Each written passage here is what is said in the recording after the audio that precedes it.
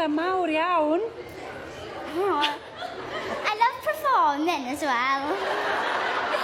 Well, you're very good at it.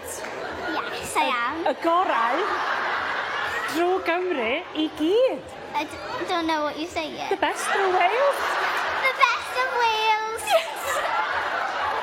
And who's helped you on your journey to the top? Miss Nicholson and Mammy and yeah.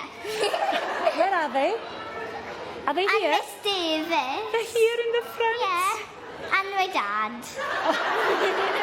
Is Dad enjoying himself in the Eisteddfod? Well, not the mud parts and the cyfryngau. What would you like to do for the rest of the day? Because I think you can ask for anything now that you've won. Go on the bungee jumping. Okay, thumbs up gan Dad.